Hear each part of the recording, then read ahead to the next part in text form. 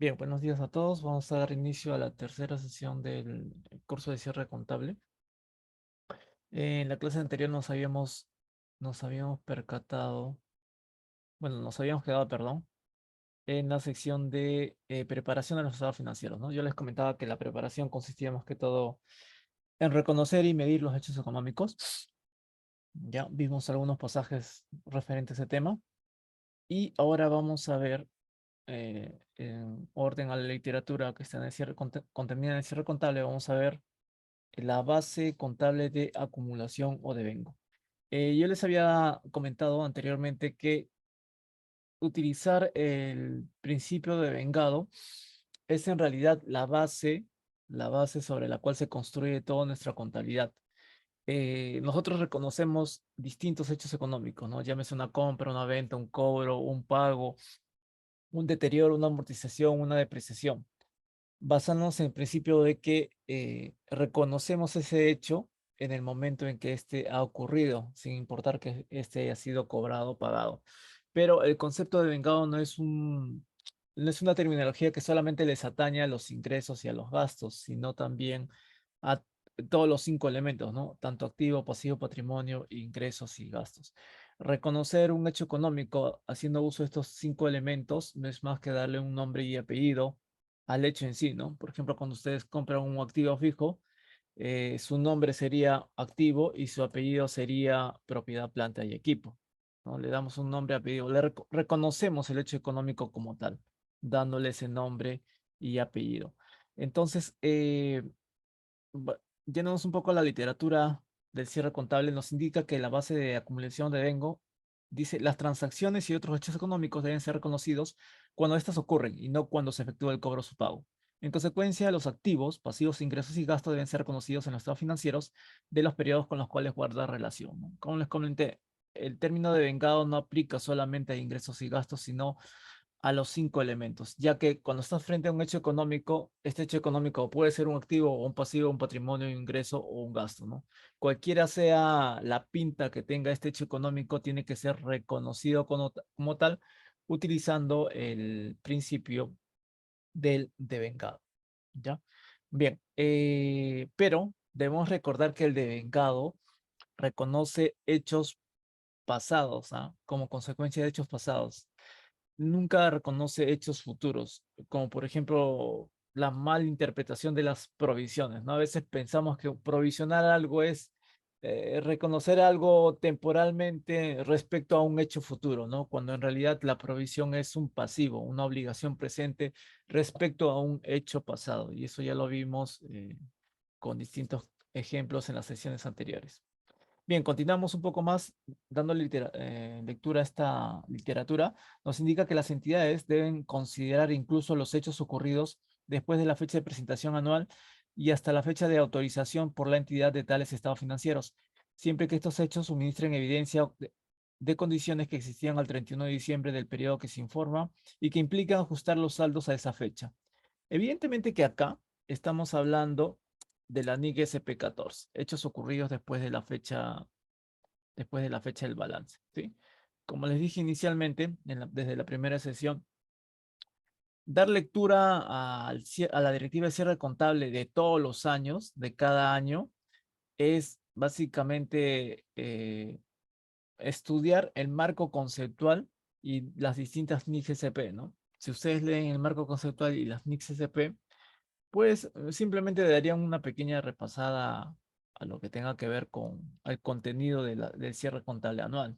¿Ya? Incluso en el marco conceptual y en las NICS SP van a encontrar una literatura mucho más abundante con respecto al cierre contable. Cuando lean las NICS SP y marco conceptual, van a ver que en la literatura del cierre contable está, qué sé yo, 10, 15 o 20% de toda la literatura que está en nuestro marco conceptual, ¿no? Y en la NIC SP. Por eso que estos términos, bueno, en mi caso son bastante familiares. Habla de que tenemos que registrar hechos económicos ocurridos después de la fecha de balance, ¿no? ¿Por qué hace esta pequeña precisión?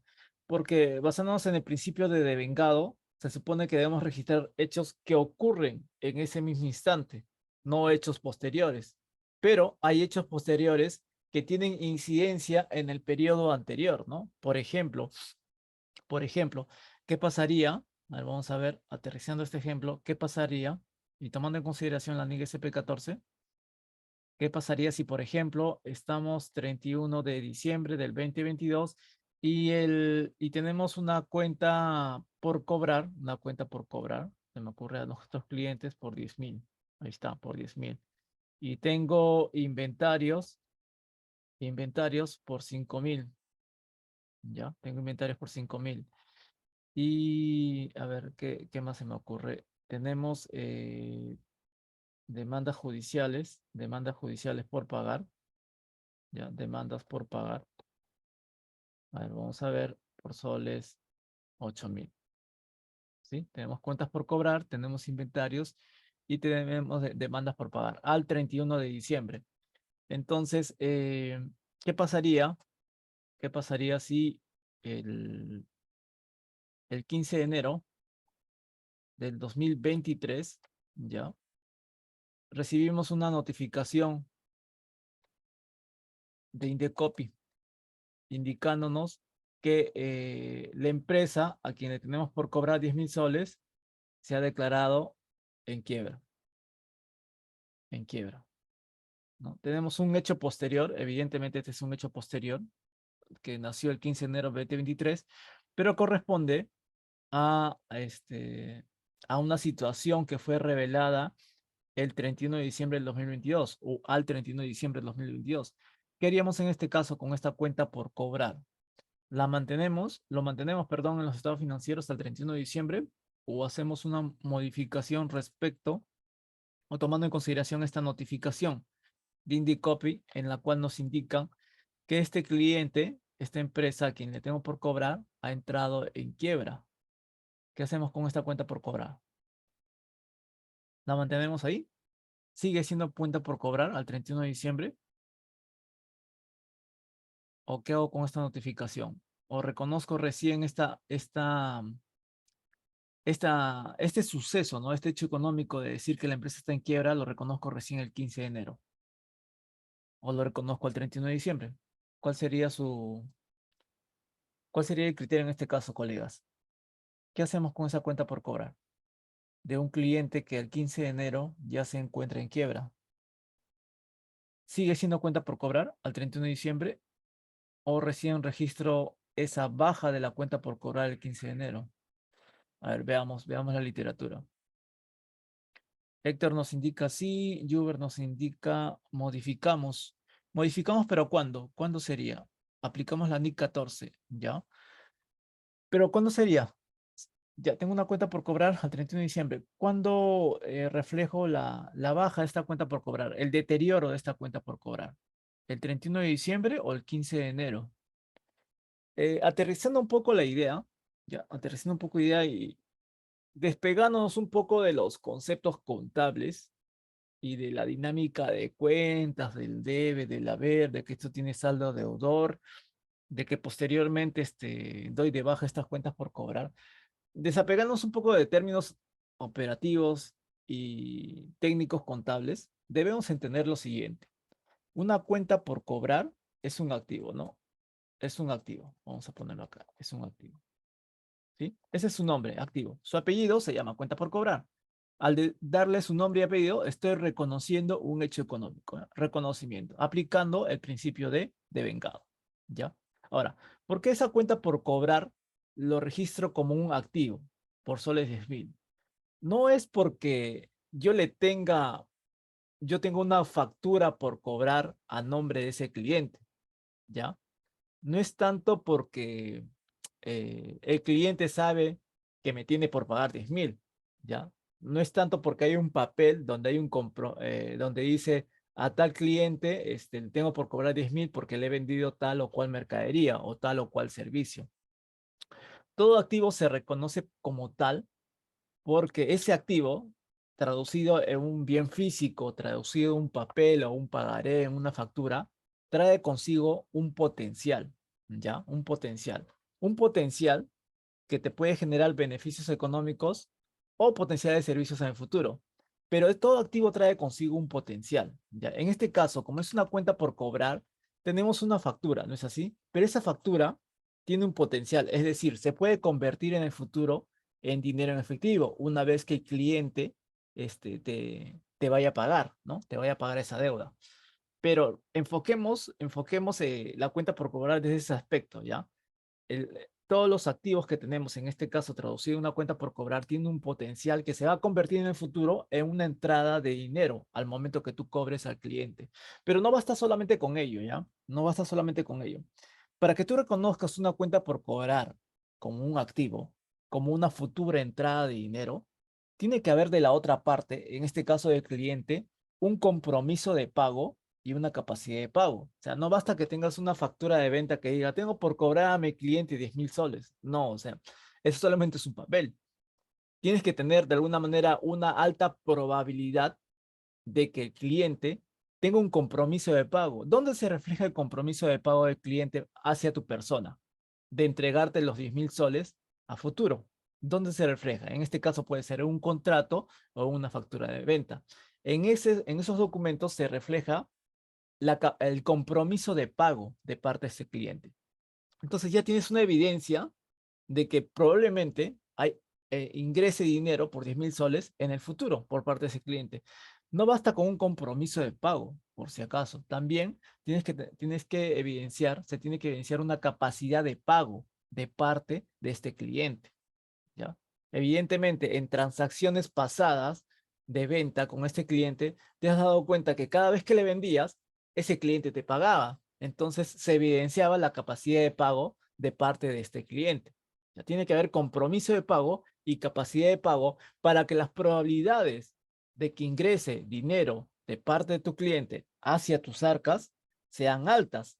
Y con esa alta probabilidad, recién tú reconozcas esa transacción tranquilamente como un activo dentro de tus estados financieros, en el rubro de activo corriente. ¿Me entienden? Entonces, al 15 de enero, cuando les llega la notificación de Indecopi, que normalmente nos notifica cuando una empresa se encuentra en quiebra o en liquidación, ¿ya? Esa notificación te hace indicar que la capacidad de pago de parte de ese cliente, pues ha quedado en cero, ¿no es así? Puede haber un compromiso de pago, o sea, puede haber una promesa de pago en un papel diciendo, sí, sí, te voy a pagar, pues te voy a pagar. Pero si no tiene capacidad de pago, ese papel es como si no tuviera valor, pues, ¿no? Entonces, si Indecopi nos notifica que este cliente ha perdido su capacidad de pago, probablemente esta cuenta por cobrar para nosotros ya no sea cuenta por cobrar y solamente es un número en un papel llamado balance general. Eso es todo. Ahora, cuando Indecopi te notifica el 15 de enero que esta empresa ha estado en quiebra, no es que ese día la empresa ha estado en quiebra.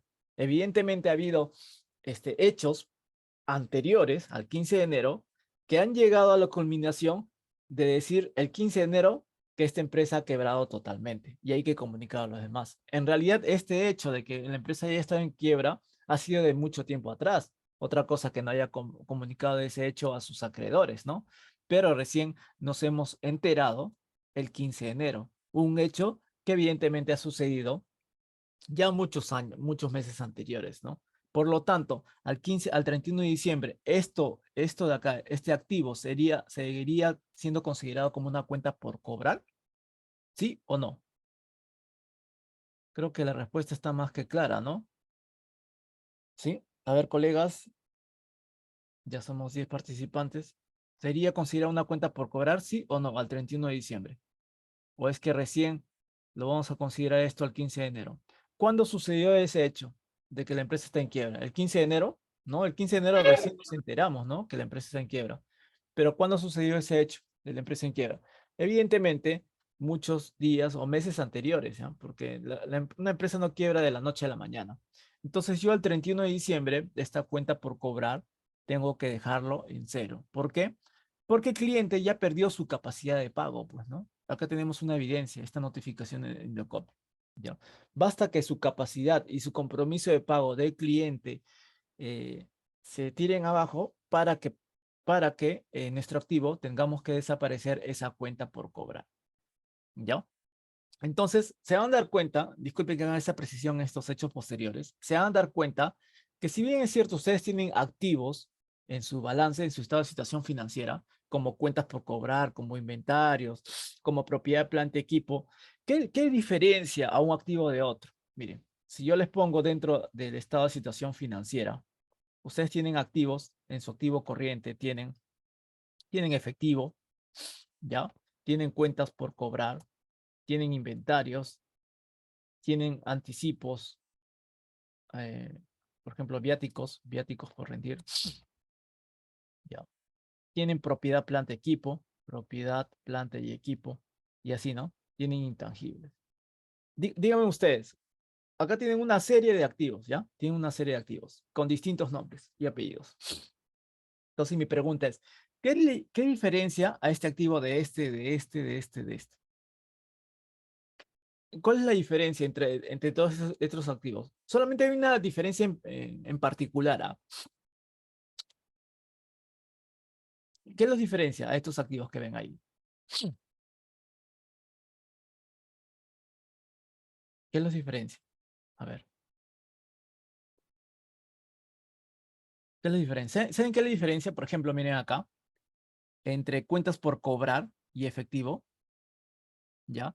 Eh, que el efectivo, si bien es cierto es un activo que está en tu poder, ¿ya? Las cuentas por cobrar es un activo, pero cuya cobranza no está supeditado a tu control, ¿ya? El riesgo operativo, y esa es la palabra, riesgo operativo,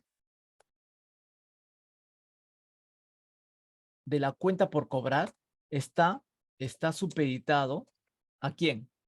Al cliente, ¿no? A la posición financiera del cliente, ¿me entienden? En cambio, el efectivo está en tu poder. O sea, al menos puedes decir que es activo para ti el efectivo porque está depositado en tu cuenta corriente. Los inventarios es un activo para ti porque está en tu almacén, ¿ya? Propiedad, planta, equipo es un activo para ti porque está en tus instalaciones. Estos activos también están sujetos, expuestos a un riesgo operativo, ¿ah? Pero es por parte tuya, ¿no? De acuerdo a la gestión que tú tengas. Tengas una buena gestión o una mala gestión, eso va a repercutir en el riesgo de perder esos activos. Pero en el caso de cuentas por cobrar, está expuesto a un riesgo operativo mucho mayor, ya que estas cuentas por cobrar dependen mucho de la capacidad y el compromiso de pago del cliente. ¿Me entienden? Entonces, en cada activo, si bien es cierto, tú lo registras como tal en tus estados financieros, en el futuro va a estar sujeto o expuesto a un riesgo operativo que va a ser, que va a ser posible que tú te hagas la pregunta si lo mantienes o no lo mantienes en tus estados financieros. Entonces, yéndonos, por ejemplo, a la consulta de su colega, nos indica, a ver, Martín nos indica, y si la entidad no tuviera conocimiento al 31 de diciembre, ¿cómo se aplicaría la NIC de hechos posteriores de hechos posteriores a la presentación de estados financieros? ¿Qué pasaría, como dice su colega Martín, si después del 31 de diciembre yo no tengo este conocimiento de que la empresa está en quiebra? ¿Qué pasaría? ¿Qué haría? ¿Qué haríamos? ¿Lo dejamos ahí? Es que en distintos acápites de las NICs SP, si ustedes no tienen pruebas que evidencien lo contrario, tendrían que mantener el saldo tal como está, ¿ya? Porque finalmente ustedes están estimando de que este cliente les va a pagar al 31 de diciembre o en los posteriores días estos 10.000 soles. Si no tienen una prueba en contrario, tienen que seguir manteniéndolos en esas cuentas por cobrar, ¿ya? Pero eso es siempre y cuando antes de que cierren el balance. Si antes de que cierre el balance no han recibido alguna prueba en contrario, pues tienen que mantener los activos en los rubros que corresponden, ¿ya? En los rubros que corresponden. Pero allá entra otro universo a estudiar, que es el mundo de las probabilidades, ¿ya? La contabilidad en realidad no es exacta, solamente está llena de estimaciones y de incertidumbres. Estimaciones probables que se puedan realizar e incertidumbres que también probables que se puedan realizar. ¿Por qué creen que hay activos, ¿ya? Y activos contingentes? Hay activos porque hay una gran probabilidad de que te otorgue beneficios económicos futuros o un potencial de servicios. ¿Por qué hay activos contingentes? Porque hay una gran contingencia, es decir, una gran incertidumbre de que ese hecho económico no te beneficie en lo absoluto. Ya no te beneficia en lo absoluto. Por ejemplo, ya se me ocurre, cuando ustedes imponen una multa, una multa a, no sé, soy el Ministerio de Transportes y Comunicaciones y le impongo una papeleta por haberse pasado la luz roja, ¿ya? A un conductor. Le pongo una multa por 1.000 soles. Mi pregunta es, esa multa que yo le he puesto a ese conductor por pasarse la luz roja por 1.000 soles, para mí, ¿califica o no califica como activo? ¿Es o no es un activo? ¿Me va a generar o no me va a generar beneficios económicos en el futuro? Ese hecho económico evidentemente tiene pinta de activo, ¿ya? Tiene pinta de activo. O sea, como que le tengo algo por cobrar, ¿no? A ese conductor. Pero mi pregunta es, para mis estados financieros, para mi universo contable donde se maneja dinero, entradas y salidas de dinero, ¿esa multa representa para mí un activo? ¿Una cuenta por cobrar? ¿Sí o no? Basándonos en las probabilidades. Hay una alta probabilidad de que esa persona alegremente el día de hoy o el día de mañana venga y me pague la multa por los 1.000 soles. Y basándonos también en comportamientos históricos anteriores de todos los infractores. Hay una alta probabilidad de que ingrese dinero a mis arcas, producto de esa multa impuesta a ese infractor. Evidentemente que no, ¿no? Ese hecho económico tiene pinta de activo, pero no es un activo para los estados financieros. O sea, para los estados financieros no puedo reconocerlo como un activo porque no lo es. No hay una probabilidad de que ingresen beneficios económicos a mi entidad. Por eso se le denomina activo contingente. ¿Por qué contingente? Porque hay una alta incertidumbre de que el beneficio entre a mis arcas. ¿Ya? Así como hay activos y activos contingentes, también hay pasivos, provisiones y pasivos contingentes. Estos van mutando de acuerdo al grado de incertidumbre a la que están expuestas. Todo lo que tenemos en nuestro estado financiero son hechos económicos, sí, pero que están expuestos a altas probabilidades y a altas incertidumbres. Y con ello, conforme pasa esa exposición a las probabilidades e incertidumbres, nuestros hechos económicos van mutando, van transformándose. ¿Ya? Entonces, este es el caso de hechos posteriores, ¿no? El otro caso que era inventarios. Por ejemplo, tengo inventarios por 5.000 al 31 de diciembre y se me ocurre que el 1 de enero, acá está, o el 2 de enero del 2023, ¿sí? Se incendia. O el 1 de enero en Año Nuevo, no sé, a alguien se le ocurrió reventar cohetes al costado de la empresa y me incendia el almacén. ¿Ya? Incendio del almacén.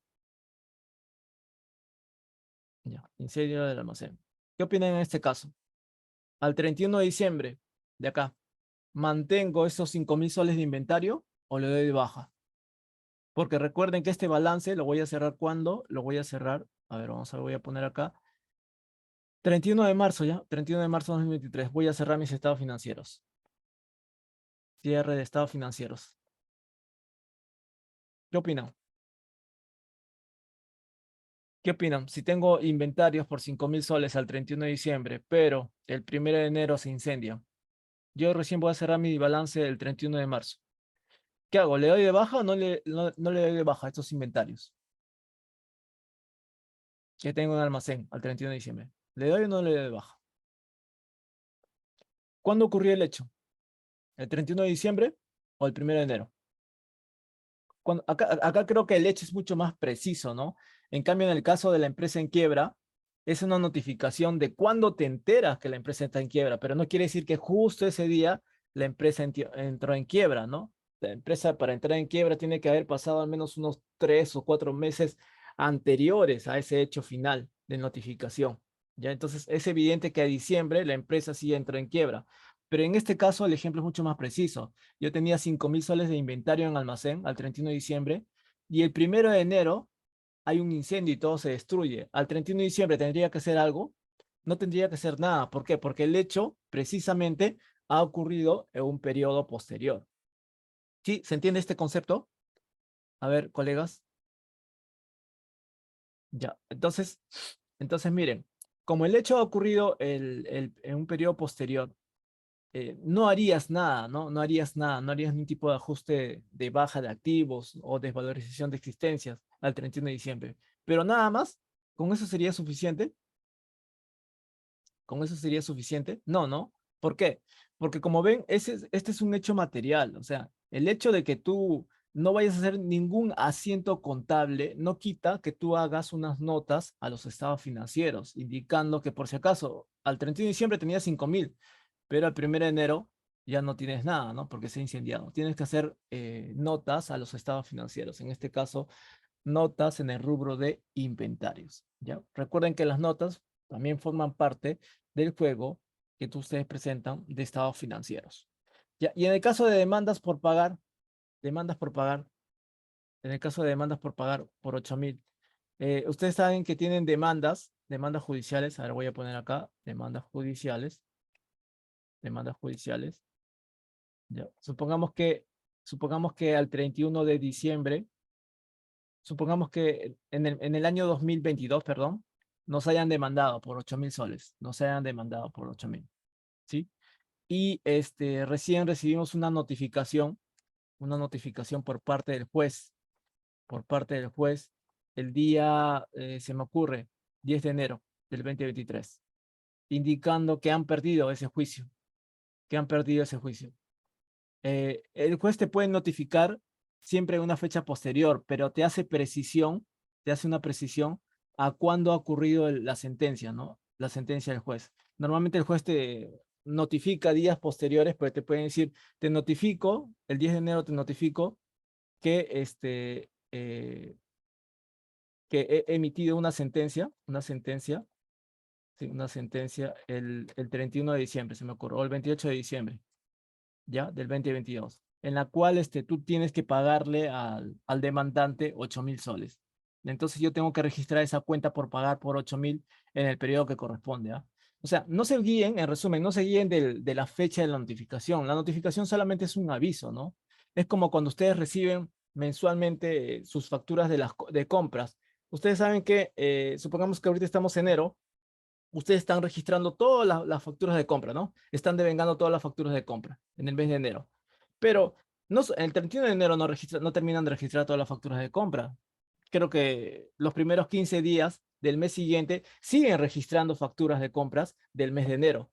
O sea, no por el hecho de que reciban o sean notificados de una factura en un mes posterior, no quiere decir que no tengan que ser registrados en el mes que corresponde, ¿ya? Entonces, la notificación solamente es una fecha de recepción del documento, pero no es una fecha de reconocimiento del hecho económico. A ver, vamos a ver. A ver, para la consulta acá de nuestro colega dice, disculpe, no entiendo en el incendio. Si ya se tiene conocimiento que los hechos se han conocido antes del cierre, ¿se debe seguir manteniendo los saldos tal cual? ¿Solo se hace precisiones en las notas de los estados financieros? Sí, así es.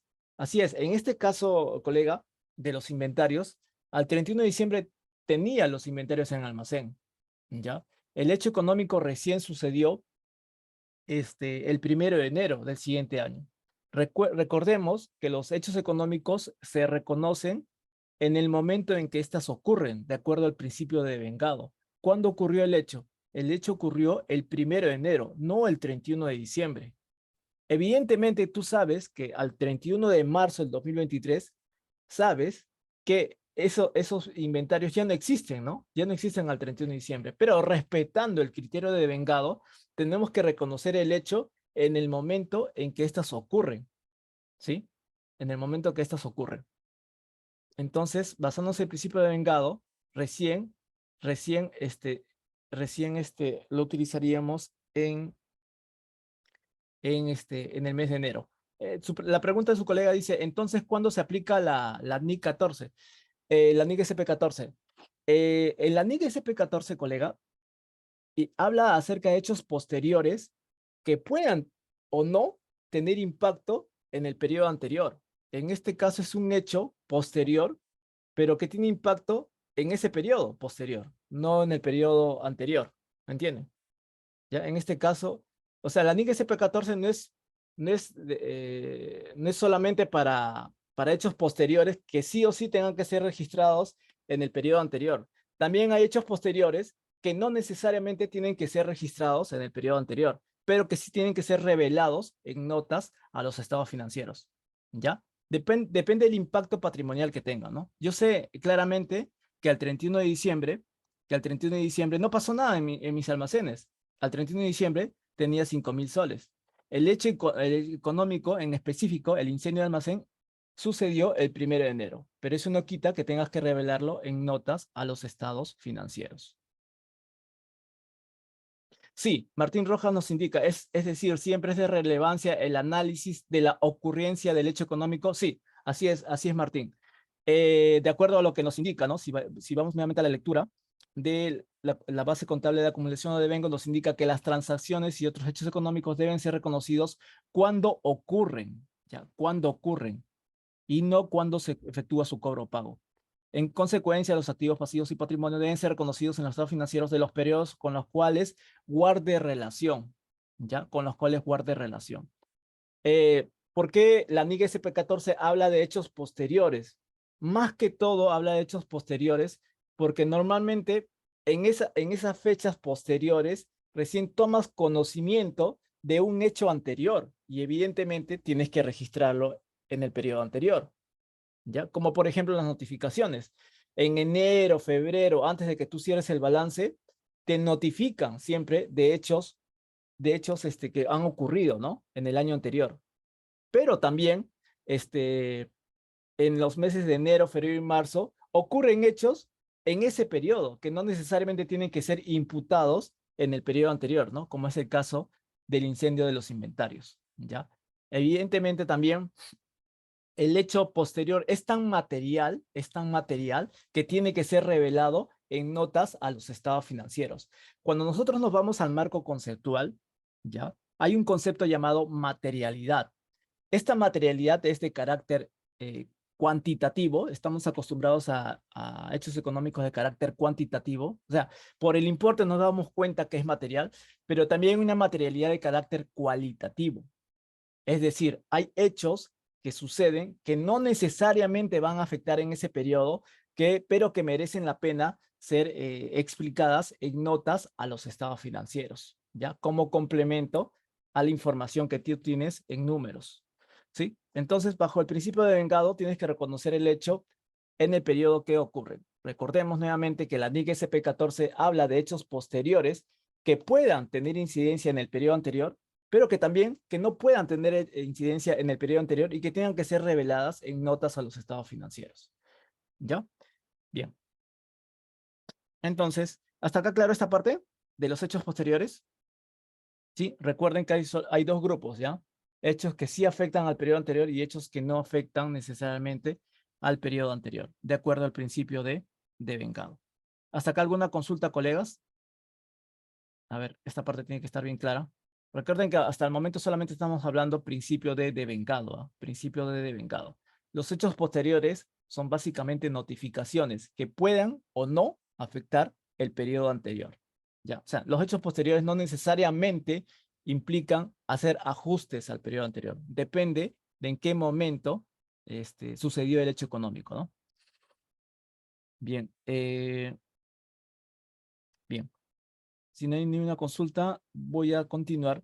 La siguiente parte nos indica, antes de terminar, dice acá, las entidades deben revelar en notas a los estados financieros los importes materiales de aquellos eventos que sean indicativos de condiciones que han aparecido después de la fecha de presentación y que no impliquen ajustes, ¿no?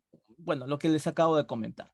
Las entidades deben revelar en notas a los estados financieros los importes materiales de aquellos eventos que sean indicativos de condiciones que han aparecido después de la fecha de presentación y que no impliquen ajustes. Como les digo, la NIC SP 14 habla de eventos posteriores que aplican o que no aplican ajustes. Si aplican ajustes, bueno, retrocedes al periodo anterior. Si no aplican ajustes, haces notas a los estados financieros. ¿Por qué? Porque estamos hablando de importes materiales.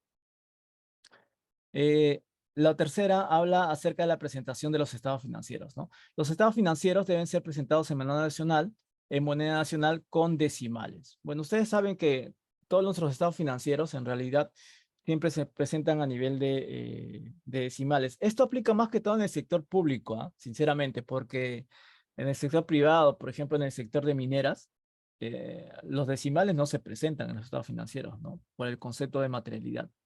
Y los importes tampoco no se presentan en miles de soles, porque imagínense la cantidad de ingresos y de gastos que tiene una minera, ¿no? La cifra es bastante larga, ¿no? Entonces ellos lo expresan en miles de millones de soles para que el importe sea mucho más corto al momento de presentar los estados financieros y sea mucho más entendible, ¿no? Mucho más digerible al momento de darle una lectura, ¿ya? Pero acá sí te dicen que lo presentes con dos decimales, es decir, ya son muy extremistas, ¿no? Se presentan tal cual en miles de soles. Los saldos de los estados financieros comparativos deben corresponder a los presentados en dicho periodo, a menos que la DGCP establezca lo contrario. Excepcionalmente, la del estado de situación financiera de los periodos trimestrales y semestrales se compara la información con la información al 31 de diciembre del año anterior. ¿Ya? Bien, vayamos a la clasificación de activos y pasivos corrientes. Acá me gustaría que pongan bastante énfasis en esta parte. Miren, acá dice, para una adecuada presentación del estado de situación financiera, las entidades deben tener en cuenta las siguientes pautas. Un activo se clasifica como corriente si espera realizarlo, venderlo, consumirlo dentro de los 12 meses. ¿Ya? Realizarlo, venderlo, consumirlo. Se refiere a cuentas por cobrar, se refiere a inventarios, ¿no? Para la venta e inventarios para su consumo. Un activo se clasifica como corriente si se espera realizarlo, venderlo, consumirlo dentro de los 12 meses posteriores a la fecha de presentación. Si lo mantiene para la negociación, si se trata de efectivo o equivalente efectivo, cuya utilización no esté restringida, y los demás activos se califican como no corrientes. ¿Ya? Como no corrientes. Bien, en esta parte, en esta pequeña apreciación, no estoy de acuerdo en particular con, eh, con esta literatura, ¿ya? Con esta literatura, y por ello me gustaría mostrar, porque creo que más nación. Los hechos económicos son mucho más complejos como para, creo que es una literatura que te enseñan en la universidad en el primer año, ¿no? Lo cual está bien para que te familiarices, pero poco a poco ya hay que hacer precisiones, precisiones al respecto. Bien, veamos entonces, vayamos a la página de la DGCP. Vayamos a la página de la DGCP.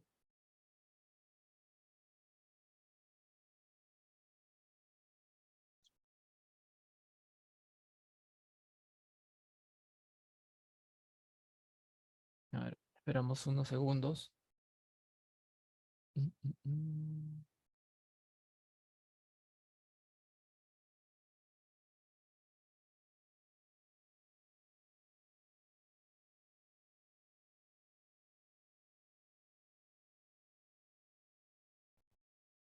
A ver,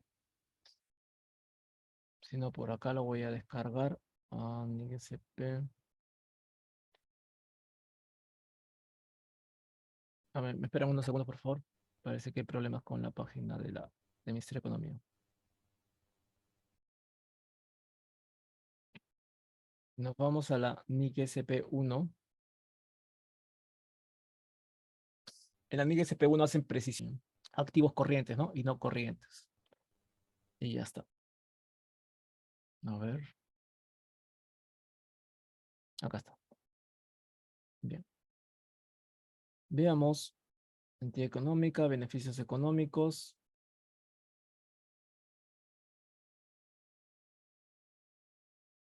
Consideraciones generales. Está por acá. A ver.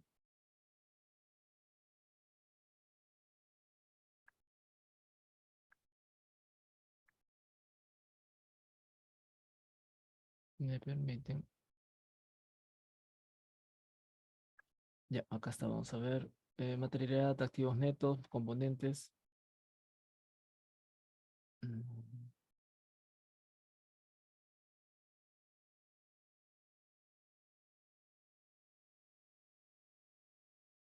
Acá está. Activos corrientes 76 al 79. Vayamos al numeral 76 y miren lo que indica. Extrae parte de la literatura de la NIC SP1, pero miren lo siguiente. Miren lo siguiente. Miren, un activo corriente, NIC SP1, dice, debe clasificarse como corriente cuando satisfaga alguno de los siguientes criterios. Se espera realizar o se mantiene para vender o consumir en el transcurso del ciclo normal de las operaciones, ¿no? Es lo mismo que dice la directiva de cierre contable. Se mantiene fundamentalmente para negociación, se espera realizar dentro de los 12 meses posteriores a la fecha de presentación, ¿ya? Y se trate de efectivo u otro medio equivalente tal como, a ver, tal como se define en la NIC SP2. Ah, acá está. Creo que no lo vi. Listo, acá está. Acá está. Se espera realizar o se mantiene para vender o consumir en el transcurso del ciclo normal de la operación de la entidad. ¿Ya? Entonces oyendo, perdón, a la NIC, a la directiva de cierre contable, ¿qué indica? Miren, que indica lo siguiente. Según la NIC SP1 dice, se espera realizar o se mantiene para vender o consumir en el transcurso del ciclo normal de la operación. Miren, mucho ojo a esta palabrita, en el transcurso del ciclo normal de la operación. ¿Qué sucede? Mira, yo les dije en clases anteriores que ustedes deben tener claro, antes de estudiar las NICs SP o el marco conceptual, tienen que tener claro el giro del negocio de la entidad. ¿Ya? El giro del negocio de la entidad nos ayuda para muchas cosas, entre ellas para poder definir qué cosa es un activo o un pasivo corriente. Por ejemplo, en el caso de viáticos, miren, en el caso de viáticos. Cuando ustedes entregan viáticos a sus comisionados, ¿dónde lo reflejan? En sus estados financieros. ¿En qué rubro? Lo reflejan dentro del rubro de activo corriente, ¿no es así? Activo corriente. Ya. La pregunta es, estos viáticos, ¿por qué ustedes lo registran dentro del activo corriente? ¿Por qué? ¿A qué se debe? ¿Por qué ese rubro justo lo registran en el activo corriente? Porque el comisionado va a rendir en el tiempo menor a 12 meses. Por eso se calificaría como tal. ¿En cuánto tiempo ustedes, después que le entregan los viáticos a su comisionado, tienen que recibir su rendición? ¿Cuánto tiempo como máximo esperarían al comisionado para que rindan los viáticos que ustedes les han entregado inicialmente? ¿Cuánto es el plazo máximo de espera?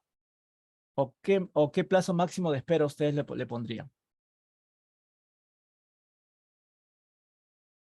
A ver, Héctor Flores nos dice, a ver, vamos a ver, 10 días hábiles, ¿no? Nuestras directivas dicen 10 días hábiles. Ya, todos nos han hablado acerca de directivas de 10 días hábiles. Ustedes mismos lo han dicho, ¿eh? Ustedes mismos lo han dicho. Ok. Después de retorno, 10 días hábiles, ¿no? ¿No es así? Pero ustedes me mencionan que hay una directiva, ¿sí o no? Una directiva de viáticos. Esa directiva de viáticos es el control, ese es su control interno. Por eso que nuestra directiva de cierre contable nos habla de acciones preliminares, básicamente de controles internos.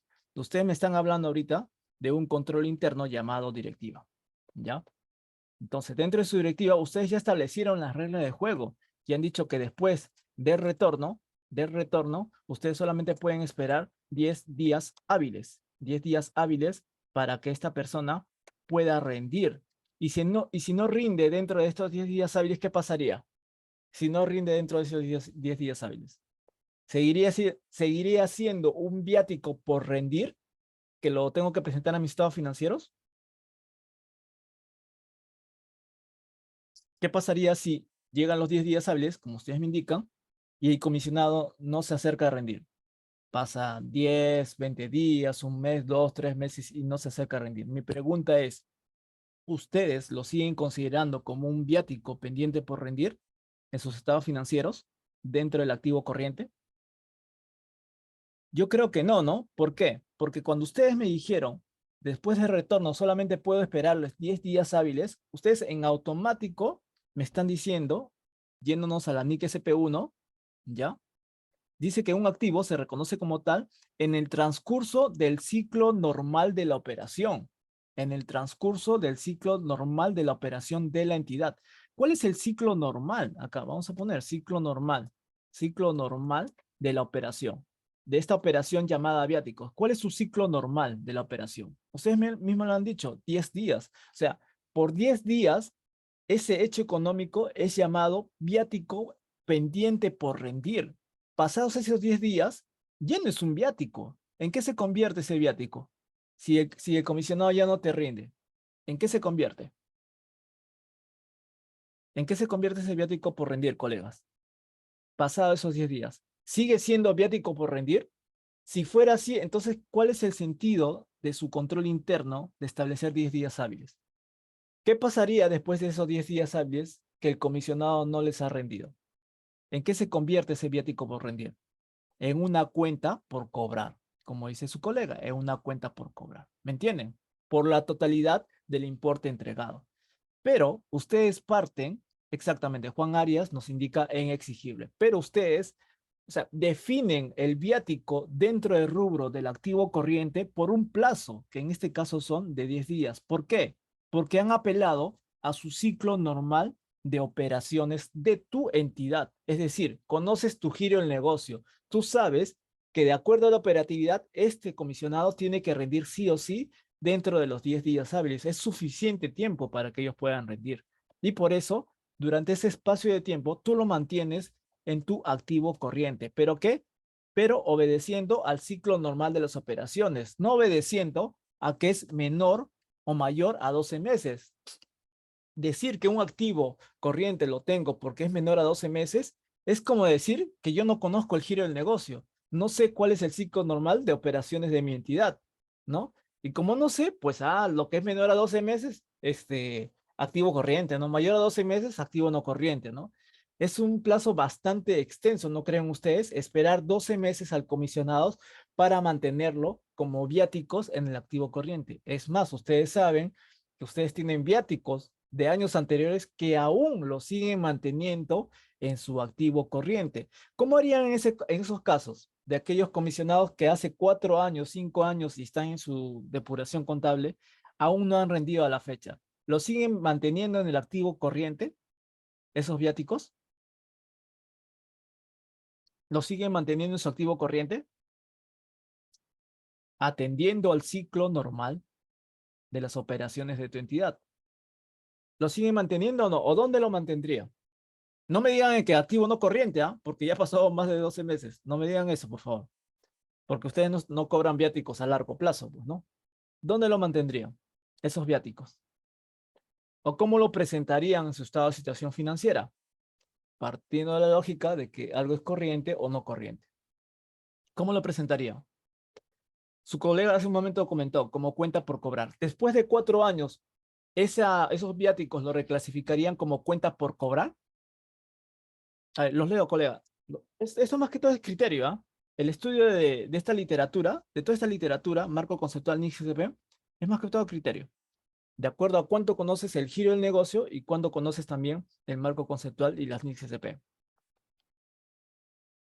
¿Qué opina? Después de 4 años, ¿cómo lo presento? Después de 4 años de no rendir. ¿Cómo lo presento, colegas? A ver, los leo. Vamos, respuestas al azar, no es necesario. A ver, Juan Arias nos dice exigible, una cuenta por cobrar. Martín nos dice baja y en cuentas de orden. ¿Están de acuerdo? ¿Están de acuerdo con su colega que demos de baja, perdón, estos viáticos? ¿O lo dejamos en cuentas por cobrar? A ver, cuentas por cobrar, opción 1. Opción 2, lo damos de baja. Y lo controlamos en cuentas de orden. ¿Qué opción eligen? ¿Como cuentas por cobrar? Y si fuera cuentas por cobrar, ¿qué sería? ¿A corto plazo? ¿A largo plazo? Porque me debe hace más de 4 años. O le damos de baja y lo registramos en cuentas de orden. Y acá interviene un término llamado nuevamente reconocimiento, porque este hecho económico que pasó hace 4 años inicialmente era registrado como un activo. ¿Por qué? Porque tenía la apariencia de un activo, tenía las probabilidades de un activo. Es decir, dentro de 10 días probablemente ese comisionado me iba a rendir. Pero esa situación, ese evento, ese hecho económico nunca sucedió. Por lo tanto, ese hecho económico inicial ha sido transformado. ¿Ya? Esa transformación genera una variación patrimonial, tiene un impacto en mi patrimonio. Entonces, ¿cuál es ese impacto en mi patrimonio? Por el simple hecho de que esa persona no haya rendido sus viáticos después de 4 años. ¿Es un impacto en mi patrimonio positivo o negativo? Que alguien no me rinda. Y eso que solamente le estoy hablando de viáticos, no le estoy hablando de encargos internos ni de encargos otorgados. ¿Cuál es el impacto en mi patrimonio después de 4 años de que esa persona no me haya rendido? ¿Positivo o negativo? Evidentemente que es negativo, ¿no es así? Entonces, si es negativo, hay que reflejar ese impacto patrimonial. ¿Cómo se refleja o cómo se reconoce ese impacto patrimonial? Pues esos viáticos ustedes tienen que registrarlo como un gasto de ejercicios anteriores. Yo no estoy diciendo que al momento de que registren como gasto, quiere decir que ya lo dimos por perdido, ¿no? Eso no evita que ustedes hagan cartas notariales, algún tipo de demandas, no sé, notificaciones judiciales para recuperar ese dinero. que aún no les rinde. Pero financieramente hablando, para nosotros, esos viáticos ya dejaron de ser activos.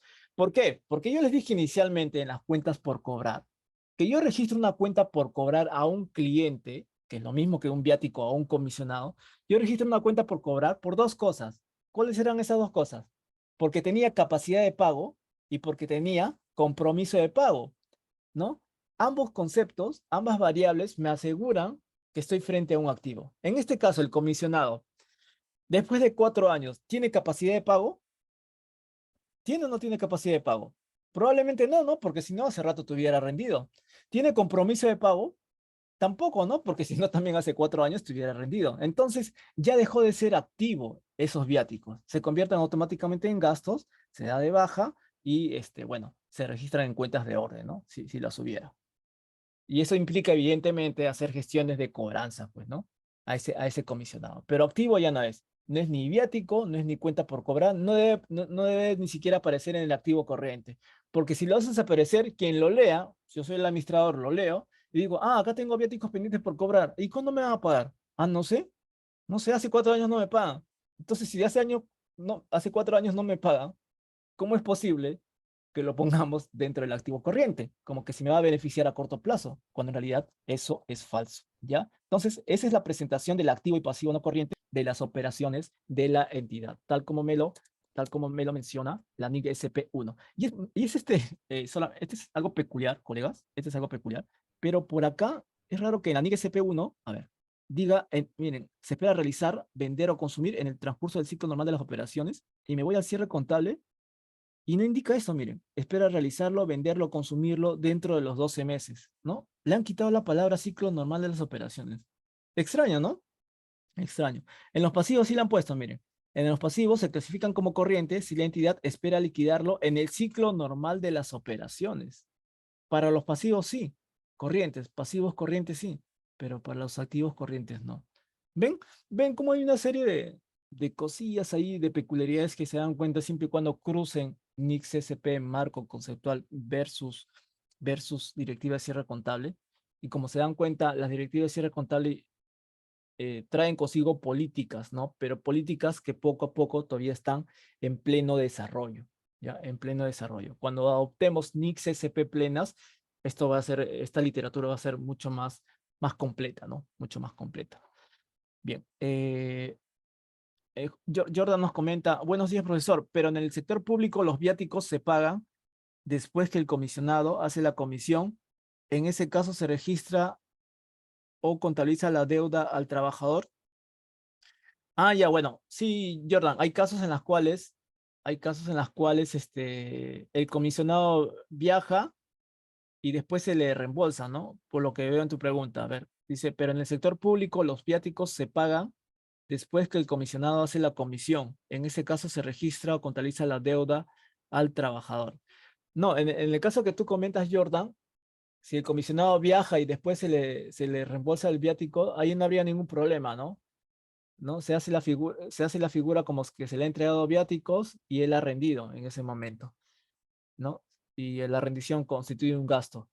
Pero si vamos al ciclo normal de las operaciones, Jordan, las entidades públicas, a través de sus usuarias, tienen que pedir los viáticos con al menos 5 días de anticipación antes de que ocurra el hecho, de tal manera que le dé tiempo a la unidad de administración financiera para que atienda esos viáticos. Estamos hablando nuevamente de un ciclo normal de las operaciones. Lo que comentas no debería hacerse. En realidad, si eso se hace en tu entidad o en cualquier entidad de ustedes, colegas, estamos frente a un mal control interno, ¿no? El control interno que se establece en una directiva en donde se establecen los plazos de solicitud, entrega, rendición y devolución de viáticos. Claro, Martín Rojas nos comenta, ¿no? Los viáticos son programados. ¿Ven? O sea, cómo el hecho económico comienza a distorsionarse cuando el control interno no está plenamente establecido. Por eso les dije, acá lo que prima es un buen control interno antes que una buena contabilidad, ¿no? Una buena contabilidad simplemente es un buen reflejo de un buen control interno. Bien, este es en el caso de los activos corrientes, ¿ya? y igual, ¿no?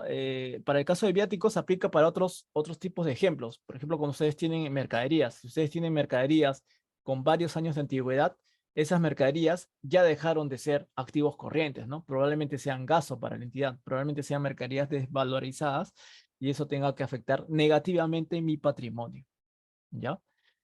Ese es en el caso de activos. Y en el caso de pasivos, igual, ¿no? Tenemos que saber diferenciar aquellos que se espera liquidar en el ciclo normal de las operaciones, ¿no? Dentro de los 12 meses o menos, ¿no? En este caso, por ejemplo, si ustedes se hacen la pregunta, los pasivos normalmente son deudas que se tienen por pagar a sus proveedores. ¿En cuánto tiempo ustedes pagan a sus proveedores? ¿En cuánto tiempo como máximo? ¿Una semana? ¿2 semanas? Creo que máximo un mes, ¿no es así? Todas las deudas que les han quedado a ustedes al 31 de diciembre del 2022, se supone que tienen hasta el 15 de enero, ¿no? Si alguien me corrige, 15 o 31 de enero para poder pagar todas las deudas que les quedaron en, en meses anteriores. ¿No es así? A ver si me corrigen, por favor, ¿hasta qué fecha tienen para pagar las deudas a los proveedores que les quedaron al 31 de diciembre? ¿Hasta qué fecha se tienen por pagar? A ver, colegas, si me ayudan. Martín, si me corroboras ese dato, ¿hasta qué fecha tenemos para poder pagar todas las deudas que ustedes devengaron al 31 de diciembre? Creo que hasta el 31 de enero, me parece. A ver, veamos. Sí, hasta el 31 de enero. ¿Ya? Hasta el 31 de enero tengo para pagar. Bien, hasta para girar, ¿no? Para girar, hasta el 31 de enero. Entonces, la misma norma nos indica que tenemos hasta un mes para poder pagarle al proveedor. Acá la literatura me puede decir que un pasivo se clasifica como corriente si la entidad espera liquidarlo dentro de los 12 meses, ¿no? Siguientes a la fecha de presentación. Pero acá también un primer párrafo que dice que se espera liquidar en el ciclo normal de las operaciones. Y mi ciclo normal me indica que lo normal es que pague como máximo dentro de un mes a mi proveedor. Si ustedes tienen deudas por pagar a sus proveedores de más de un año, probablemente algo esté mal y asumo que está dentro del saneamiento contable, ¿ya? Deudas de hace un año a tus proveedores, por simple lógica, ningún proveedor te va a esperar más de un año para que tú le pagues. Eso es ilógico, ¿no? Ilógico. Entonces, deuda no creo que sea. O hay que rebajar la deuda. Algo ha pasado con esa transacción. No tiene sentido, aprovechando este tema de los pasivos corrientes, no tiene sentido que ustedes devenguen o hagan un registro contable mediante nota de contabilidad de deudas, de deudas que no cuentan con presupuesto para poder ser pagadas. ¿Ya? No tiene sentido que le incluyan dentro de su estado financiero. Si lo hacen sería un error técnico. ¿Ya? Las deudas solamente pueden ser pagadas o condonadas, ¿no? ¿No? Para que puedan ser desaparecidas los estados financieros. Pero también hay deudas que por error se registran en los estados financieros y que tienen que ser anuladas, ¿no? Por error técnico, perdón. ¿Ya? Así que mucho cuidado con las deudas de años anteriores. No existen deudas de años anteriores. Y mucho menos lo pongan en el pasivo no corriente, ¿ah? Porque no tiene nada que ver, la demora con el pago del proveedor no tiene nada que ver con que sea corriente o no corriente. Depende acá del ciclo normal de las operaciones, ¿ya? Entonces, mucho cuidado con esos pasivos no corrientes. Mucho cuidado con esas deudas que no tienen presupuesto. Les comento esto porque como va a haber habido cambio de gestión de las municipalidades, gobiernos regionales, ustedes saben que las municipalidades como loco están pagando, ¿sí o no? Todas las deudas a sus proveedores. Pero llega fin de año y no han pagado algunos cuantos. Viene la nueva gestión y la nueva gestión no va a reconocer esas deudas de la antigua gestión. Se quedan ahí en el aire, ¿ya? Por más que han sido comprometidas a devengadas. Entonces, a menos que el proveedor inicie acciones judiciales y qué sé yo, ¿no? Haya todo un proceso de por medio. Pero que sean deudas por pagar y al corto plazo y presentados en los estados financieros, pienso que ahí habría un gran error, ¿ya? Entonces, mucho cuidado con esos pasivos corrientes que finalmente no contienen presupuestos para poder ser canceladas. Bien, entonces, presentación de activos, pasivos, ya vimos, corrientes, no corrientes. A ver, vamos a ver. Notas a los estados financieros. Dice, nota número 1, identificación de la entidad. Nota número 2, principios y prácticas contables, que son elaboradas de acuerdo al anexo 4 de la guía para elaborar las notas a los estados financieros. Seguramente ustedes ya habrían hecho sus carpetas a los estados financieros, ¿no? Sus carpetas que contienen el F1, F2, F3, F4, las notas a los estados financieros, notas a los estados presupuestarios, los AFs y demás contenido. Ustedes saben que hay una nota número 1, identificación de la entidad, nota número 2, principios, políticas contables y demás notas explicativas. Si nos vamos un poco a esas notas que nos mencionan acá, a ver, vamos a ver un poco esas notas, que justamente como son notas a los estados financieros, estas notas, colegas, forman parte de la presentación de los estados financieros. ¿Se acuerdan que yo les hablé inicialmente? Preparación y presentación de estados financieros, ¿ya? En la presentación de estados financieros, más que todo, tienen que irse ustedes al instructivo del cierre contable. Todo lo que tenga que ver con presentación está dentro del instructivo. Todo lo que tenga que ver con preparación está dentro de la directiva de cierre contable. Entonces, acá está el instructivo. Vamos a verlo. Hay peculiaridades también que hay que tomar en consideración. Acá están los anexos. Acá está toda la información que debe presentarse, financiera, presupuestaria. Acá están los plazos para la presentación de la información trimestral de este año 2023, periodos intermedios. Ahí hay una NIC SP para periodos intermedios, eso es de historia también. Guía para elaborar los estados financieros y presupuestarios. Y acá está. A ver. Y acá está. Nota número 1, identificación de la entidad. A ver, ¿me confirman, por favor? ¿Se visualiza bien la pantalla? Nota número 1, identificación de la entidad. ¿Sí? ¿Me confirman, colegas? ¿Se visualiza la pantalla? Instructivo. Este es el instructivo de cierre contable. Recuerden que el instructivo sirve más que todo para temas de presentación de estados financieros. En este caso, las notas a los estados financieros. Se visualizan, ¿no? Por favor, me confirman. A ver, colegas, somos 13 participantes. No me hagan sentir que estoy solo. Es visual. Ya, genial. Genial, muchas gracias. Bien, miren lo que sé. La primera nota habla acerca de la identificación de la entidad. Antes de continuar con este texto de las notas a los estados financieros, debemos entender lo siguientes, ¿ya? Cuando ustedes presentan un producto entregable a determinada entidad, ya sea pública o privada, ¿qué sucede? ¿Ya? Por ejemplo, yo me voy a una entidad privada y me contratan mis servicios para que hagan los estados financieros, ya los estados financieros anuales de este año 2022. Entonces, cuando hago esto, yo tengo que entregarle un producto que esté completamente relacionado con generación de información financiera, netamente financiera, ¿ya? Entonces, las notas a los estados financieros es un complemento, ¿no? Explicativo de los estados financieros que estoy presentando. ¿Ya? Entonces, la idea principal es que en estas notas a los estados financieros solamente contenga información totalmente relacionada con los estados financieros, con la interpretación de los estados financieros, totalmente relacionada, ¿ya? Entonces, va mucho más tratándose de que es una información financiera construida sobre la base del devengado. La base del devengado solamente registra hechos económicos generados en el pasado, ¿no? Nuestra contabilidad es así, solamente se construye sobre hechos pasados. Entonces, ¿por qué les hago este comentario? Porque acá, por ejemplo, habla de nota número 1, ¿no? Misión, visión, actividades, hechos de importancia. Yo estoy de acuerdo con este rubro, actividad económica. ¿Por qué? Porque yo les dije, lo primero que tienen que conocer de una entidad es su giro del negocio, ¿no? Su giro del negocio.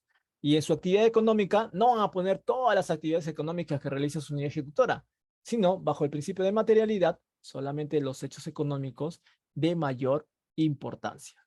¿Sí? ¿A qué cosas se dedica, no? Y cuáles de esos hechos de importancia se han registrado en el año. Por eso que hay un siguiente rubro que se llama hechos de importancia. ¿Por qué? Porque con esto el auditor, cuando viene a revisar, lo primero que tiene que saber es el giro del negocio, pues, ¿no? Al detalle, el giro del negocio. Recuerden de los hechos económicos más importantes, más materiales, y los hechos de importancia que han sucedido durante ese año. Sobre eso, el auditor al menos tiene una idea de qué rubros va a atacar, ¿no? De qué rubros va a poder revisar. Entonces, y va de la mano, ¿no? Va de la mano con la información financiera que ustedes están presentando. Pero esta parte de acá, miren acá, que dice misión y visión. Misión de la entidad o visión de la entidad, algo, un tema futuro, ¿no? ¿En qué ayudaría estos dos primeros conceptos al contenido que ustedes presentan en los estados financieros? ¿Me entienden? Yo sé que esto ya está establecido por, como una plantilla, ¿no? Pero también hay cosas que pienso que deben ser corregidas, ¿no? Visión nos habla de algo futuro y la contabilidad no habla de algo futuro. No sé, se me ocurre, ¿ya? Que mi entidad tiene visionado, no sé, se me ocurre, Ministerio de Educación, mi entidad tiene como visión construir 1.500 colegios durante los próximos 5 años. Ya, pero eso que tiene que ver con mis estados financieros que registran información de hechos económicos proveniente de hechos pasados. ¿Qué relación guarda con el futuro? ¿No?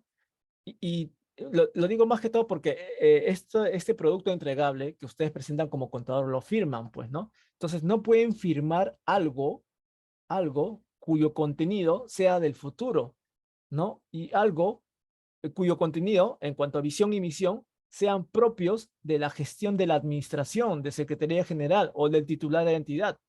Pero recuerden que este producto es netamente del contador y el contador no interviene en la misión ni en la misión. Sí, de conocer la actividad económica principal, ¿no? Sus hechos económicos principales, hechos de importancia, materiales. ¿Por qué? Porque finalmente esos reflejan un buen control interno y una buena presentación en los estados financieros. Forman parte del juego de los estados financieros que estamos presentando. ¿Entienden? Pero esos dos puntos me parece que no tienen nada que ver con el producto que vamos a presentar. ¿Ya? Esa es como parte número uno, nota número uno, perdón, identificación de la entidad. Nota número dos, que también habla, a ver, vamos a ver, nota número dos, creo que también menciona, sí, notas de los estados financieros, nota número dos, principales políticas contables y demás notas explicativas. Bien, miren, la nota número dos, principales políticas contables, justamente nos habla de una serie de políticas que se utiliza en los distintos rubros contenidos en los estados financieros. Hay una precisión que tengo que hacerles acá también. Nota número dos. ¿Ya? Nota número dos. Nota número dos. La nota número dos nos habla y de principios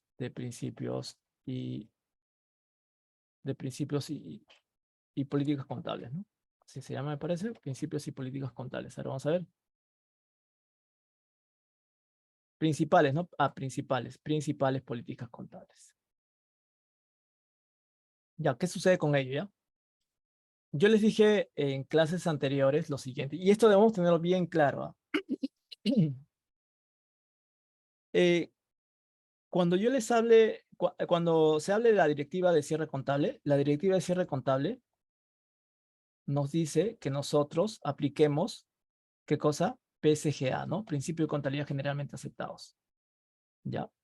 Pero por otro lado, nosotros tenemos marco conceptual y también tenemos las NIC SP. ¿Ya? Evidentemente, la directiva de cierre contable se alimenta del marco conceptual, ya lo vimos, ¿no? Y de las NIC SP para poder construir toda su literatura y establecer su regla de juego, que son los PCGA. Pero los PCGA, colegas, los PCGA son las reglas de juego y toda regla de juego en la contabilidad se le denomina políticas contables. Esos PCGA son políticas contables. Claro que son políticas contables mucho más, eh, eh, más específicas, ¿no?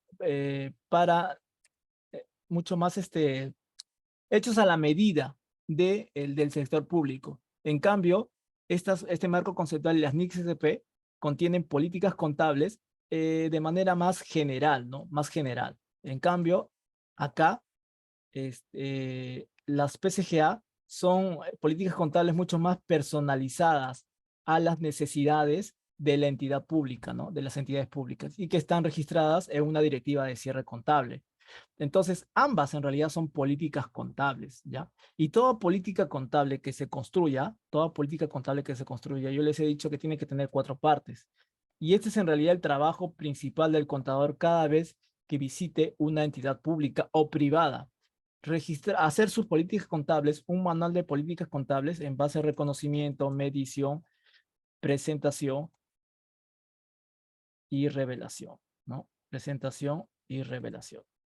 ¿Ya? Este es el único trabajo que, o sea, este es el punto de partida de un contador.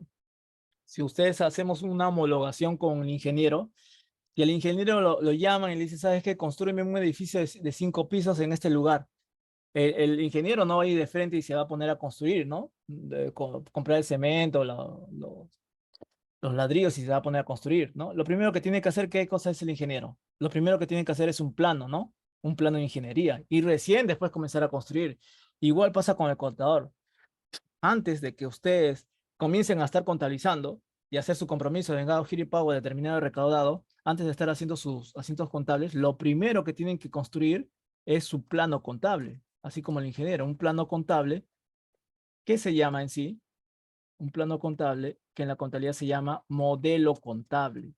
Lo primero que tienen que hacer es un modelo contable y ese modelo contable se construye en base a políticas contables. Tienes que hacer políticas contables para inventarios, patrimonio, intangibles, demandas judiciales, planillas de remuneraciones. Para cada hecho económico, material o de importancia que ustedes han reflejado acá en la nota número 1, tienen que hacer una política contable. Y cada política contable debe tener estas 4 fases.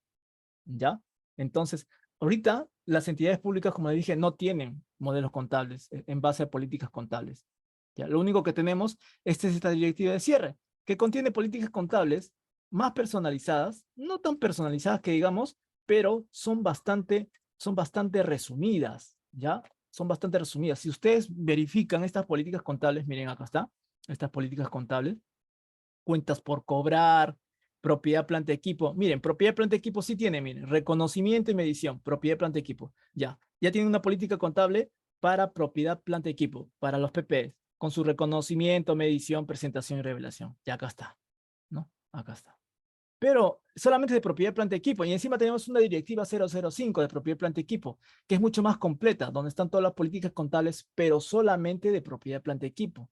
Pero, por ejemplo, provisiones, mira, no tengo nada.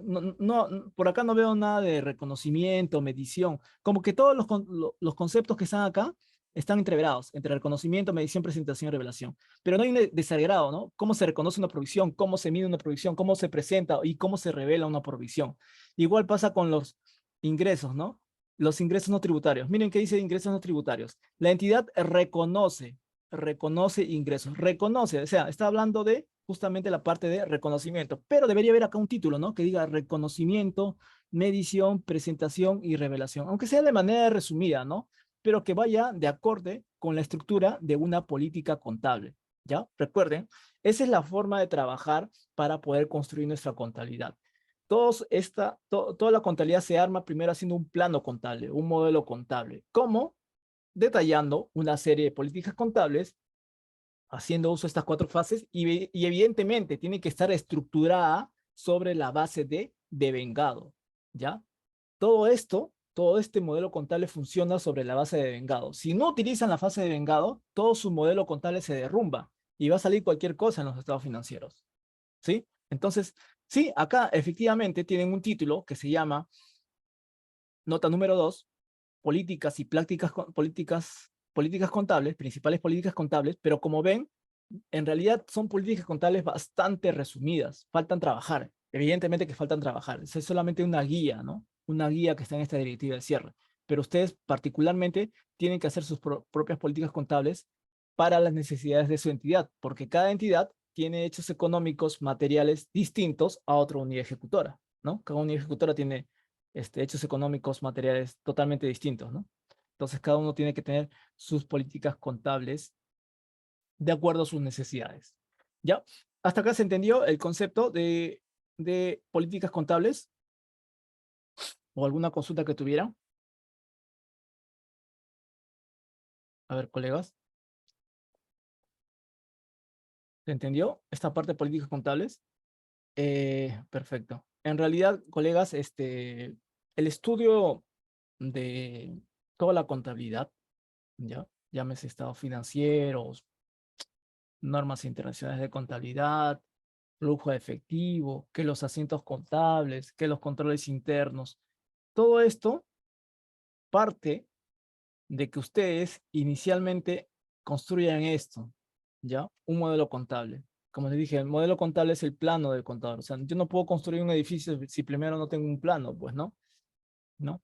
Si no, seamos sinceros, ¿no? Desde nuestra época de practicantes, cuando llegábamos a una entidad pública, ¿qué hacíamos lo primero? Lo primero que hacíamos era lo que el jefe a cargo nos decía, ¿no? Ah, tú haces el libro de compras, tú haces el libro de ventas, tú haces la facturación, ¿no? Tú haces este asiento de depreciación, y todos los meses hacíamos los mismos asientos, ¿no? O si no, nos copiábamos de lo que habían hecho las gestiones anteriores, ¿sí o no? Todos hemos hecho eso alguna vez. Pero de alguna manera hemos hecho nuestro estudio de toda la literatura contable en base a nuestra experiencia, ¿no? Y lo hemos hecho de alguna manera desordenada, ¿no? No ha habido un eje de qué es lo primero que tengo que estudiar y después qué es lo que sigue más adelante para finalmente obtener estados financieros para la toma de decisiones. El orden correcto, y pienso que esto también debería predicarse en las universidades, es este, ¿no? Primero, olvídate de cuentas contables, olvídate de facturas, de las compras, de compromiso de vengado, giro y pago determinado recaudado, que eso está dentro de la ley de tesorería, no de contabilidad, ¿no? Y primero, conócete el giro del negocio, ¿ya? Primero, conócete el giro del negocio. Como estudiante, a ver, recién empezando. Y después de que conoces tranquilamente el giro del negocio, comienza a leer el marco conceptual. ¿Por qué? Porque el marco conceptual te va a ayudar en cuanto a las terminologías que tú vas a encontrar en las NICS SP. Si tú quieres leer las NICS SP de frente, saltándote el marco conceptual, la literatura te va a sonar bastante aburrida. Aparte que no lo vas a entender. ¿Por qué? Porque las NICS SP contienen una serie de terminologías técnicas cuya traducción está en el marco conceptual. Si no lees el marco conceptual, no vas a poder entender no vas a entender el contenido de las NICS SP. Es como cuando quieres aprender inglés, ¿sí o no? Antes de querer aprender inglés, lo primero que tienes que aprenderte son los pronombres y los verbos, ¿no? Y después comenzar a jugar con ellos para poder hacer oraciones más largas, ¿no? Para poder entender lecturas en inglés mucho más largas. Entonces, si primero quieres estudiar en las NICS EP, primero estudia el marco conceptual. Y evidentemente de la mano conoce a fondo el giro del negocio. Y no todo el giro del negocio de tu entidad, sino las operaciones materiales. Ese es el orden de idea. Y después, mucho después, haz tu compromiso, tu devengado, tus clasificadores presupuestales de ingreso y de gasto, EP1, conciliaciones bancarias, ¿no? Esos son las bases principales, colegas. Controles internos, marco conceptual, conocimiento del giro del negocio, NICS SP. Partan de eso, al menos dedíquese un año a esto, a construir su modelo contable, y todo lo que venga, de verdad, lo digo por experiencia propia, todo lo que venga es sencillo. Cierre contable, van a ver que es lo mismo de siempre. Auditorías, lo mismo de siempre. Cuando alguien les pregunte de algo, es porque hay una falla de control interno. Si ustedes están preparados para los controles internos, quiere decir que tienen respuestas para, para cualquier pregunta de patrimonio, de almacén, de tesorería, de la misma contabilidad, o sea, de cualquier área usuaria. ¿Por qué? Porque ustedes ya conocen los controles internos. Quien conozca el giro del negocio, controles internos, marco conceptual y NICS SP, prácticamente ya tiene todo su negocio este, totalmente mapeado en cuanto a la contabilidad, totalmente mapeado, ¿ya? Ese es el orden de ideas, como que para que se pueda entender justamente esta directiva de cierre contable. Les comento esto, colegas, ya para terminar, porque probablemente no se lo vayan a decir, ¿ya? En cualquier curso de NICS SP, en un curso de cierre contable, en un curso de flujo efectivo, en un curso de SIAP, no les van a decir, o sea, el esquema general y el paso a paso a seguir. Difícilmente. No sé si porque no quieren difundirlo o porque no lo saben, ¿ya? Pero o sea, yo les digo cuál es el orden a seguir, porque si siguen ese orden, estudiar toda esta literatura les va a ser mucho más rápido, ¿ya? Porque ya tienes el camino establecido. Bien, nada, hasta este punto me quiero quedar para esta tercera sesión de cierre contable. Como les dije, ahorita solamente le estoy dando lecturas a cada uno de los párrafos. No estoy entrando en casuísticas. Hay una infinidad de casuísticas respecto a las distintas unidades ejecutoras. Ahorita solamente le estoy dando lectura, comentarios, ¿no? Básicamente a la interpretación del cierre contable, que no es más que nuevamente volver a leer el marco conceptual y las NICS SP. Cada vez que alguien les hable de cierre contable, esa persona que les hable de cierre contable ya sabe de marco conceptual y ya sabe de NICS SP. Ya tenga la plena seguridad. No les van a decir, ¿no? Estudia NICS SP, estudia marco conceptual. Ya saben eso. ¿Ya? Entonces, si ustedes quieren ir a la misma velocidad de ellos, estudien ambos conceptos, ¿no? Y van a ver que las cosas van a ser mucho más sencillas. Jorge Cueva nos comenta, una consulta para la conciliación del marco legal y ejecución presupuestal. ¿Cuál es el plazo para su presentación? Ah, sí lo vi, sí lo vi. Está dentro, lo vas a encontrar, no tengo ahorita la mano, pero lo vas a encontrar dentro del instructivo de cierre contable, este, Jorgito. Ahí lo vas a encontrar, ¿ya? Para la conciliación. Es una conciliación interna también. Tiene que haber una conciliación interna con tu área de presupuesto, pero lo vas a ubicar el plazo dentro del instructivo de cierre contable. Recuerden que es un tema de presentación, ¿no? De estados presupuestarios. Y todo lo que tenga que ver con presentación está dentro del instructivo de cierre. Bien, bien, colegas. Nada, más bien, antes de retirarnos, les agradecería que puedan compartir estos links de WhatsApp. Justamente me lo han encargado. Estos links de WhatsApp entre sus colegas que estén interesados en el estudio de las NICS SP. A ver, lo voy a poner acá en pantalla, en el chat. Bueno, se puede copiar. Lo voy a compartir en tal caso en los grupos de WhatsApp. Me ayudarían mucho, por favor, si lo difunden entre sus diversos colegas. Tengo un canal en YouTube. En realidad ahí hay una serie de sesiones relacionadas con las NICS SP, marco conceptual, a mayor profundidad. Contabilidad básica, estado de flujo efectivo, y nada, son sesiones de una hora y media, ¿no? Totalmente gratis. Me gustaría, por favor, que me ayuden difundiendo el material, o el link, perdón, entre sus colegas. Bien, eso sería todo. Eso sería todo. Y muchas gracias por todo, Martín, Jordan, Jorgito. Gracias a todos por su asistencia. Que tengan ustedes buenos días.